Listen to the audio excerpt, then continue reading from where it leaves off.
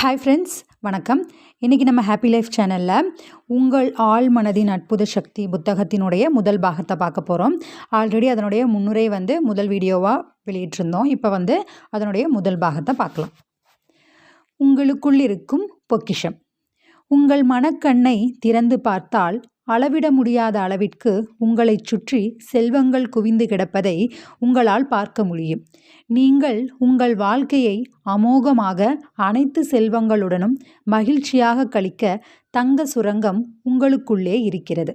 இந்த தங்கச் சுரங்கத்தில் எல்லையற்ற அன்பும் அளவிட முடியாத அறிவும் இருப்பது தெரியாமலே பலர் ஆழ்ந்த உறக்கத்தில் இருக்கின்றனர். இதிலிருந்து உங்களுக்கு என்ன தேவையோ அதனை எடுத்துக்கொள்ள முடியும். காந்தத்தன்மை ஊட்டப்பட்ட ஒரு இரும்பு துண்டால் அதன் எடையை விட 12 மடங்கு அதிகமாக சுமக்க முடியும். ஆனால் அதே இரும்பின் காந்தத்தன்மையை நீக்கிவிட்டால் அதனால் ஒரு இறகை கூட தூக்க முடியாது. இதுபோலவே மனிதர்களிலும் 2 வகை உண்டு. தான் வெற்றி பெறவே பிறந்தவன் என்று தெரிந்த ஈர்ப்பு சக்தி கொண்ட தன்னம்பிக்கை உள்ள மனிதன். மற்றொன்று ஈர்ப்பு சக்தி குறைவாக உள்ள பயமும் சந்தேகமும் நிறைந்த மனிதன்.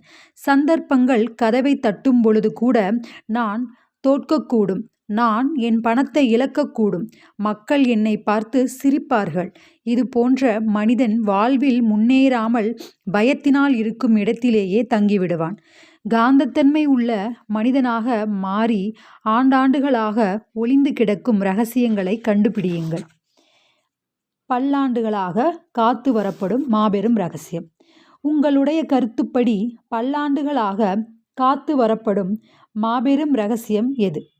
அணு சக்தியை பற்றியதா? வெப்ப அணு சக்தியை பற்றியதா? நியூட்ரான் குண்டின் சக்தியை பற்றியதா? விண்கோள்களுக்கு இடையே நடக்கும் பயணமா? இல்லை, இவை எதுவும் இல்லை. அப்படியானால் வாழ்வின் ஆதாரமான புதிர் என்ன? அதை எங்கே காண்பது? அதை எப்படி அணுகலாம்? அதை செயல்முறைப்படுத்துவது எப்படி? விடை மிகவும் எளிமையானது. அந்த அற்புதமான அதிசயமான ஆழ்மன செயல்பாடு சக்தியே நம்முள் இருக்கக்கூடிய புதிர். இதுவே நாம் தேட வேண்டிய முதன்மையான இடம். ஆனால் துரதிர்ஷ்டவசமாக இதுவே நாம் தேடும் கடைசி இடமாக உள்ளது. ஆழ்மனதின் அற்புத ஆற்றல். உங்களுக்குள் புதைந்திருக்கும் ஆழ்மன சக்தியை வெளிப்படுத்த கற்றுக்கொள்வதன் மூலமாக உங்கள் வாழ்வில் அற்புத சக்தி, அளவில்லா செல்வம், நல்ல ஆரோக்கியம், பேரானந்தம் மற்றும் பெருமகிழ்ச்சியை கொண்டு வர முடியும். நீங்கள் இந்த சக்தியை பெற தேவையில்லை. அது ஏற்கனவே உங்களிடமே உள்ளது. ஆனால் அதை எவ்வாறு உபயோகப்படுத்துவது என அறிந்து கொள்ள வேண்டும். நீங்கள் அதனை பற்றி புரிந்து கொள்ள வேண்டும்.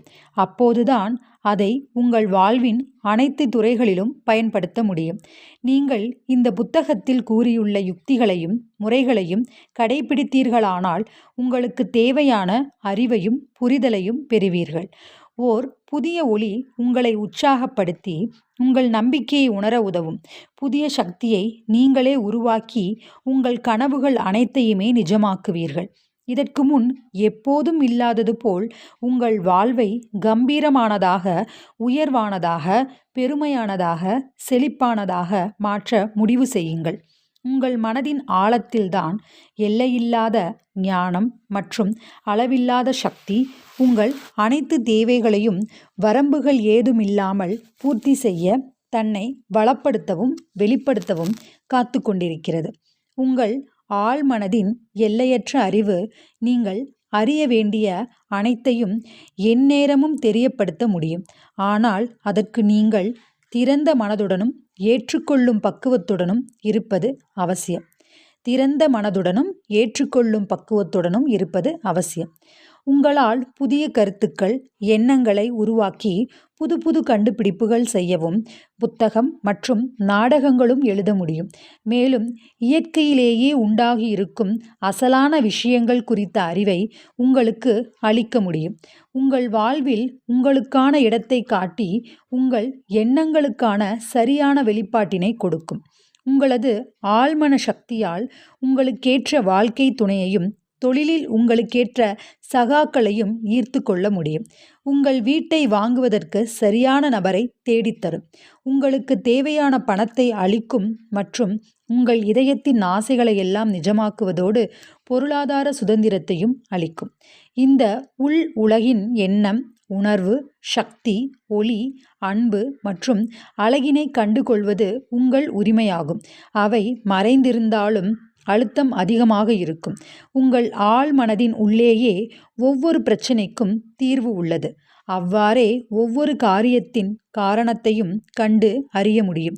இப்படி உங்களுக்குள் மறைந்துள்ள சக்தியை வெளிக்கொணரும் போது நீங்கள் செழிப்பாகவும் பாதுகாப்புணர்வுடனும் மகிழ்ச்சியாகவும் ஆளுமையுடனும் முன்னேறுவதற்கு தேவையான சக்தியையும் ஞானத்தினையும் அடைந்துவிடும் உண்மை நிலைக்கு வந்துவிடுவீர்கள். ஆழ்மனதின் இந்த சக்தி ஊனமுற்றவரின் நிலையை உயர்த்தி இன்றியமையாத வலிமையை மீட்டு தந்து சுதந்திரமாக இவ்வுலகில் ஆரோக்கியமாகவும் முழுமையாகவும் ஆக்கியிருப்பதை நான் பார்த்திருக்கிறேன். உடைந்த இதயத்தையும் பிரச்சனையான மனதையும் குணப்படுத்தும் அற்புதமான சக்தியை உங்கள் ஆழ்மனம் கொண்டுள்ளது. உங்கள் மனச்சிறையினை திறந்து உங்களை சுதந்திரமானவராக மாற்றும் ஆற்றல் பெற்றுள்ளது. அது உங்கள் மனதாலும் சரீரத்தாலும் கொண்ட பந்தங்களை விடுவிக்கும். செயல்படுத்துவதில் முறை அவசியம். எந்த துறையானாலும் எல்லாவற்றிலும் பொருந்துகின்ற பொதுவான செயல்முறை அடிப்படை இல்லாமல் போனால் முன்னேறுவது சாத்தியமில்லாமல் போகிறது. நீங்கள் உங்கள் ஆழ்மன இயக்கத்தின் நுட்பங்களை அறியலாம். ஆழ்மன சக்தியின் செயல்பாடுகளை பயிற்சி செய்வது என்பது நீங்கள் கொள்கையை புரிந்து கொள்ளும் அளவிற்கு அதனை குறிப்பான காரணங்கள் மற்றும் குறிக்கோள்களுக்காக செயல்படுத்தும் திறனிற்கும் சரிசம விதத்தில் உள்ளது. இதன் மூலம் ஆழ்மன சக்தியினை தேர்ச்சியுடன் இயக்குவோராக நீங்கள் மாறிவிட முடியும். நான் முன்னாள் ரசாயன விஞ்ஞானி என்பதால் ஹைட்ரஜனின் 2 அணுக்களுடன் ஆக்சிஜனின் ஒரு அணுவை இணைத்தால் நீர் கிடைக்கும் என்பதை சுட்டிக்காட்ட விரும்புகிறேன். இது நீங்கள் அனைவரும் அறிந்த உண்மையே. ஆனால் ஆக்சிஜனின் ஒரு அணுவையும் கார்பனில் ஒரு அணுவையும் இணைத்தால் கார்பன் மோனாக்சைடு என்ற நச்சுவாயு உண்டாகும். அத்துடன் மற்றுமொரு ஆக்சிஜன் அணுவையும் இணைத்தால் தீங்கற்ற கார்பன் டை ஆக்சைடு கிடைக்கும். இது போன்ற விதி ரசாயன கலவைகளில் அனைத்திலும் உள்ளது. ஆழ்மன கொள்கைகள் கணக்கு, வேதியியல் மற்றும் இயல்பியற் கொள்கையிலிருந்து வேறுபட்டது என்று நினைக்கக்கூடாது. நாம் பொதுவாக ஏற்றுக்கொள்ளப்பட்ட ஒரு கொள்கையை பார்ப்போம். நீர் அதன் அளவை தானே தேடிக்கொள்கிறது. எங்கு காணப்படும் தண்ணீருக்கும் இந்த கொள்கை பொருந்தும். இன்னொரு கொள்கையையும் பார்ப்போம். பொருளின் வெப்பநிலையை அதிகரித்தால் அது விரிவடையும். இது எந்த இடத்திலும் எந்த நேரத்திலும் எந்த சூழ்நிலையிலும் மாறாத உண்மை. நீங்கள் ஒரு இரும்பு துண்டை வெப்பப்படுத்தினால் அது விரிவடையும். அது சீன, இங்கிலாந்து அல்லது இந்தியா இரும்பாக இருந்தாலும் சரி. அதுபோலவே நீங்கள் உங்கள் ஆழ்மனதில் என்ன முத்திரை பதிக்கிறீர்களோ அதுவே வெளித்திரையில் நிபந்தனையாகவும் அனுபவமாகவும் நிகழ்வாகவும் வெளிப்படுகிறது. உங்கள் ஆழ்மன கொள்கையை உங்கள் வேண்டுதல்களை பலிக்கச் செய்கிறது. இங்கே கொள்கை என்ற சொல்லின் மூலமாக நான் ஒரு பொருள் எவ்வாறு வேலை செய்கிறது என்பதனை மட்டுமே குறிக்கிறேன். உதாரணத்திற்கு மின்சார சக்தியின் கொள்கை என்னவென்றால், மின்சாரம் உயர்நிலை சக்தியிலிருந்து தாழ்நிலை சக்தியினை நோக்கி பாய்கிறது. நீங்கள் மின்சாரத்தை உபயோகிக்கும் பொழுது இந்த கொள்கைக்கு மாறாக செயலாற்ற மாட்டீர்கள். அதன் இயல்போடு இசைந்து மனித குலத்திற்கு ஒரு வரமாக விளங்கக்கூடிய எண்ணற்ற அதிசயத்தக்க கண்டுபிடிப்புகளை கொண்டு வருவீர்கள். இதுபோலவே உங்கள் ஆழ்மனதும் ஒரு கொள்கை. அது நம்பிக்கை என்னும் நியதிப்படி செயல்படுகிறது. நீங்கள் நம்பிக்கை என்றால் என்னவென்றும் அது எவ்வாறு ஏன் வேலை செய்கிறது என்றும் அறிய வேண்டும். உங்கள் பைபிள் இதனை தெளிவாக எளிதாக அழகான வழியில் இவ்வாறு கூறுகிறது. எவனொருவன் நம்பிக்கையுடன் மலையே நீ பெயர்ந்து நீருக்குள் மறைந்து போ என்று சொல்கிறானோ அது அவன் சொல்படியே நடக்கும். உங்கள் மனதிற்கான சட்டமே உங்கள் நம்பிக்கைக்கான சட்டம். இதன் பொருள் உங்கள் மனது செயல்படும் வழியை நம்புவதே நம்பிக்கையை நம்புவதாகும். உங்கள் மனதின் நம்பிக்கை, அதில் தோன்றும் எண்ணங்கள், அது எளிமையானது. அது மட்டுமே, வேறொன்றுமில்லை. உங்களது நிலைமை அனைத்து அனுபவங்கள், நிகழ்வுகள் மற்றும் செயல்கள் உங்கள் ஆழ் மனதில் தோன்றும் எண்ணங்களின் விளைவுதான். நீங்கள் நம்பும் பொருள் மீதல்ல. உங்கள் மனதில் இருக்கும் நம்பிக்கைதான் அந்த விளைவுகளை உண்டாக்குகிறது என்பதை நினைவில் வைத்துக் கொள்ளுங்கள். மனித குலத்தின் மூட மற்றும் பொய்யான நம்பிக்கைகள், கருத்துக்கள், பயங்கள் ஆகியவற்றை நம்புவதை நிறுத்துங்கள். மாற்றமில்லாத என்றுமே நிலையான வாழ்க்கை உண்மைகளை நம்பத் துவங்குங்கள். அப்படி செய்தால் நீங்கள் முன்னேறி கடவுளின் பக்கம் மேற்புறமாக நகர்வீர்கள். எவர் ஒருவர் இந்த புத்தகத்தை படித்து இதில் கூறப்பட்டுள்ள ஆழ்மனதின் கொள்கைகளை பின்பற்றி நடக்கிறாரோ அவரால் தனக்காகவும் பிறருக்காகவும் விஞ்ஞான ரீதியாக வேண்டிக் கொள்ள முடியும். உங்கள் துதிக்கு செயல் மற்றும் அதன் எதிர்வினை என்கிற உலகளாவிய சட்டத்தின்படி பதிலளிக்கப்படுகிறது. எண்ணம் எல்லையற்ற செயல். உங்கள் மனதில் தோன்றும் எண்ணங்களுக்கு ஏற்ப உங்கள் ஆழ் மனது தரும் பதிலே எதிர்வினையாகும். உங்கள் மனதை இணக்கம், உடல்நலம், அமைதி, மற்றவர்பால் நல்லெண்ணம் என்ற கருத்துக்களால் நிறைத்து கொள்ளுங்கள். அது உங்கள் வாழ்வில் அதிசயங்களை நிகழ்த்தும். இருமை இயல்பு கொண்ட மனது. உங்களுக்கு ஒரு மனம்தான் இருக்கிறது, ஆனால் அதற்கு வேறு விதமான பண்புகள் உண்டு. நன்கு சிந்திக்கும் திறன் கொண்ட அனைத்து ஆடவர்களுக்கும் மகளிருக்கும் இந்த இரண்டிற்கும் இடையே உள்ள வித்தியாசம் தெரியும். உங்கள் மனதின் 2 வேலைகளும் வேறுபட்டவை. ஒவ்வொன்றிற்கும் தனிப்பட்ட தனித்துவமுள்ள பண்புகள் மற்றும் சக்திகள் உண்டு. இவற்றை வேறுபடுத்தி காட்ட சூட்டப்பட்டிருக்கும் பெயர் கீழ்வருமாறு: புறநிலை மற்றும் அகநிலை மனம், தூக்கத்தில் இருக்கும் மனம், விழித்திருக்கும் மனம், மேற்பரப்பில் காணப்படும் நான், உள்ளுக்குள் நான், தன்னார்வ மனது, தன்னிச்சையாக செயல்படும் மனது, ஆண் மற்றும் பெண் போன்ற வேறு பல வாசகங்களால் அறியப்படும். இந்த புத்தகம் முழுவதிலும் உணர்மனம் மற்றும் ஆழ்மனம் என்ற வார்த்தைகள் மனதின் இந்த இருமை இயல்பை குறிக்கும் என்பதை நீங்கள் காண்பீர்கள். உணர்மனமும் ஆழ்மனமும். உங்கள் மனதின் 2 முறையான செயல்பாட்டையும் அறிய உங்கள் மனதை ஒரு தோட்டமாக பாருங்கள். நீங்கள் ஒரு தோட்டக்காரர். எண்ணம் என்ற விதைகளை உங்கள் பழக்கத்தின் அடிப்படையில் நாள் முழுவதும் உங்கள் ஆழ் மனதில் விதைக்கிறீர்கள். உங்கள் ஆழ் மனதில் எப்படி விதைக்கிறீர்களோ அப்படியே உடலிலும் உங்கள் சுற்றுச்சூழலிலும் அறுவடை செய்வீர்கள். அமைதி, மகிழ்ச்சி, சரியான செயல், நல்லெண்ணம், செழிப்பு போன்ற எண்ணங்களை இப்பொழுதே விதைக்க துவங்குங்கள். அமைதியாக யோசித்து இந்த பண்புகளில் ஆர்வம் கொண்டு உங்கள் உணர்மனது அதன் காரணத்தை முழுவதுமாக போற்றும்படி ஏற்றுக்கொள்ளுங்கள். இது போன்ற அற்புதமான விதைகளை, அதாவது எண்ணங்களை, உங்கள் மனதின் தோட்டத்தில் விதைப்பதை தொடருங்கள். உங்கள் அறுவடை அற்புதமாகும். உங்கள் ஆழ் மனதை எந்தவிதமான விதைகளையும் வளர்க்கக்கூடிய மண்ணாக பாருங்கள்.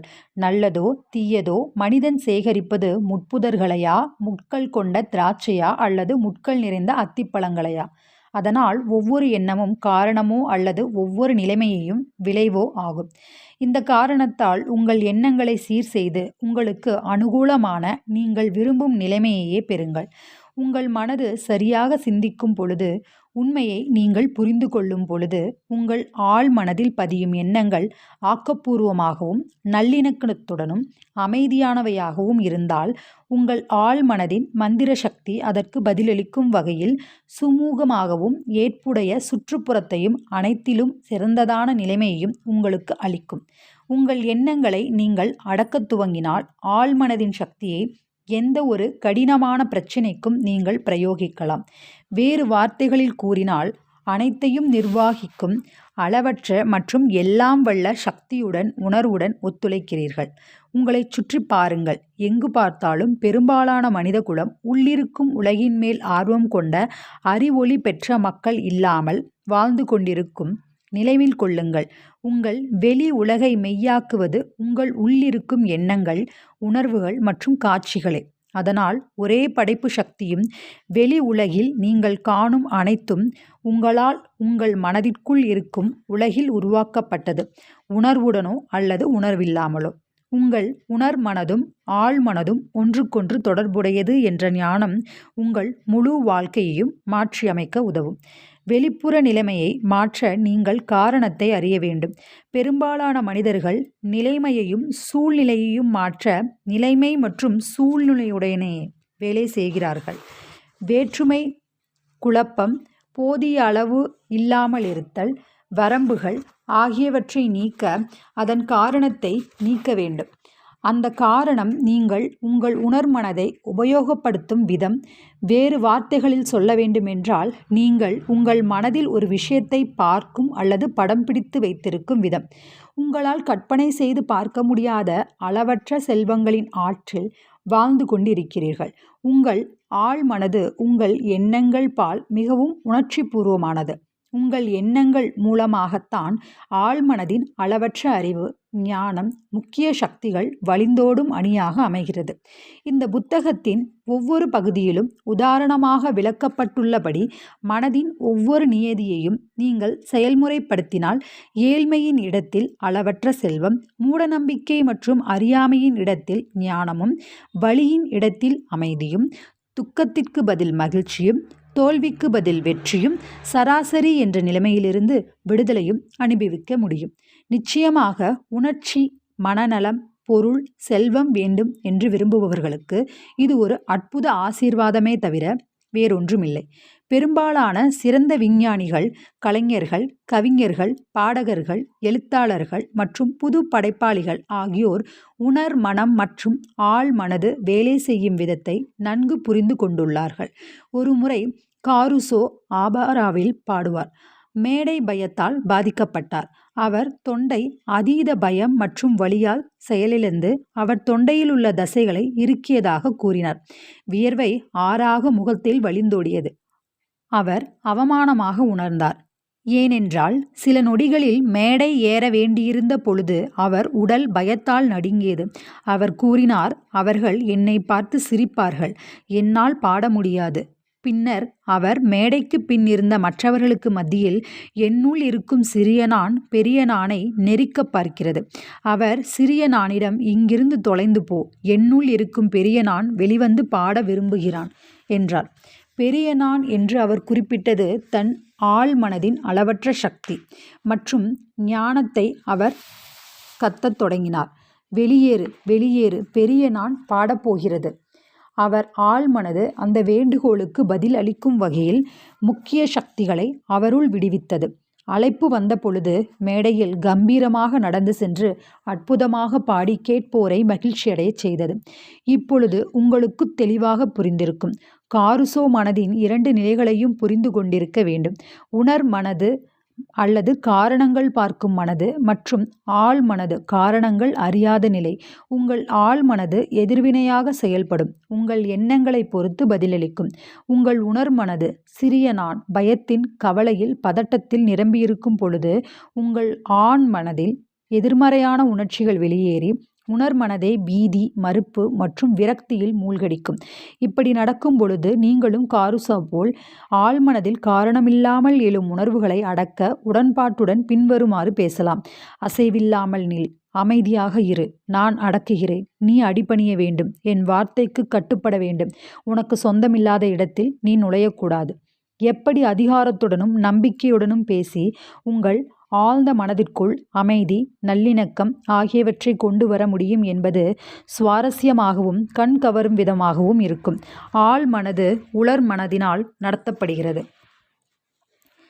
வேறுபாடுகளும் செயல்முறைகளும். கீழ்கண்ட விளக்கத்தினால் முக்கிய வேற்றுமைகளை உணர்வீர்கள். ஒரு கப்பலை வழிநடத்தும் கேப்டனை போன்றது உணர்மனது. அவர் கப்பலின் இயந்திர அறையில் இருக்கும் கருவிகள், பாய்லர்கள் போன்றவற்றை இயக்கும் பணியாளர்களை அதிகாரம் செய்து அதனை வழிநடத்தி செய்கைகள் தருகிறார். இயந்திர அறையில் உள்ள மனிதர்களுக்கு எங்கு செல்கிறோம் என்று தெரியாது.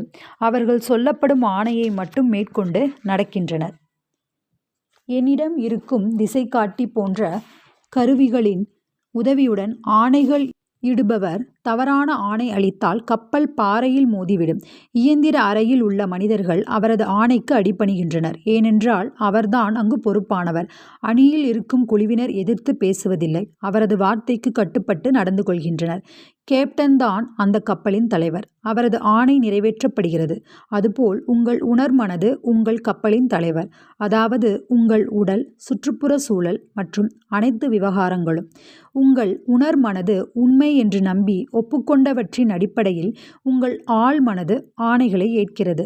நீங்கள் மீண்டும் மீண்டும் மற்றவரிடம் அது என் சக்திக்கு மீறியது என்று கூறும்போது உங்கள் ஆழ் மனது அதனை எடுத்துக்கொண்டு உங்களால் அந்த பொருளை வாங்க முடியாத நிலைமையை உருவாக்குகிறது.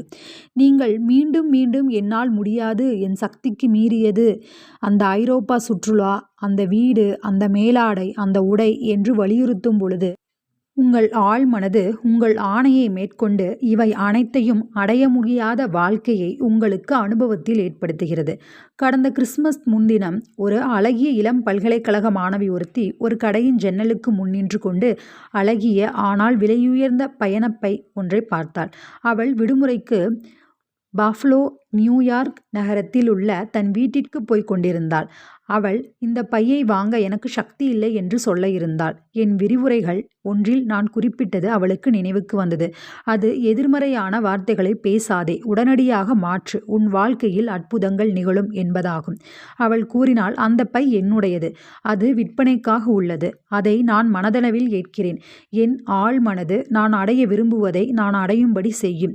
கிறிஸ்மஸ் முன்தினம் இரவு 8 மணிக்கு, அன்று காலை 10 மணிக்கு மனதால் அவள் மிகவும் விரும்பிய அதே பையை அவள் வருங்கால கணவர் அவளுக்கு பரிசாக அளித்தார்.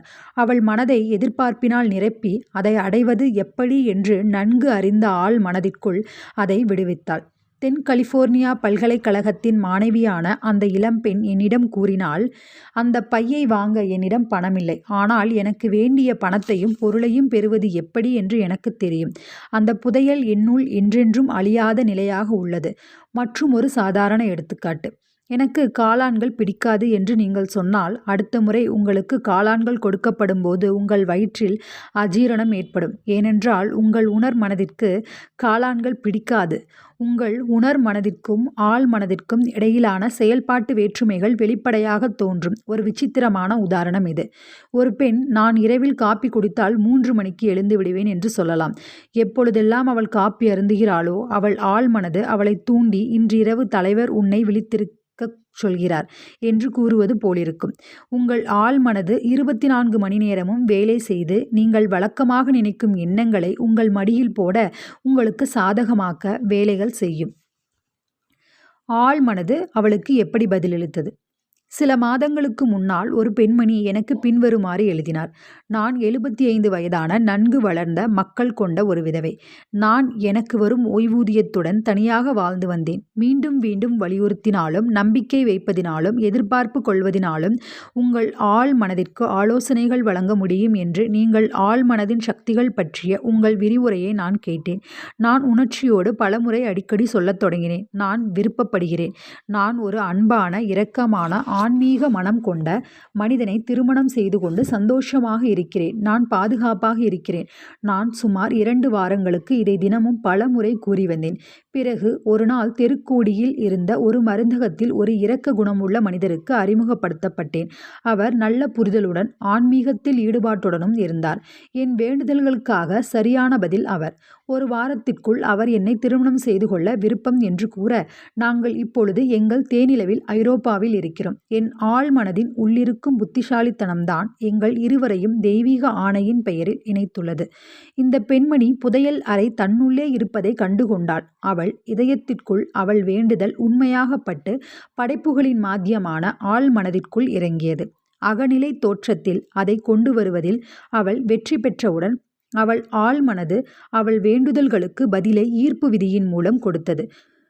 அறிவும் ஞானமும் நிறைந்திருந்த அவளது ஆழமான மனது தெய்வீக ஆணைப்படி அவர்கள் இருவரையும் ஒன்று சேர்த்தது. கடைசியாக, சகோதரரே, உண்மையுள்ளவைகள் எவைகளோ, ஒழுக்கமுள்ளவைகள் எவைகளோ, நீதியுள்ளவைகள் எவைகளோ, கற்புள்ளவைகள் எவைகளோ, அன்புள்ளவைகள் எவைகளோ, நற்கீர்த்தியுள்ளவை எவைகளோ, புண்ணியம் எதுவோ, புகழ் எதுவோ அவைகளையே சிந்தித்துக் கொண்டிருங்கள்.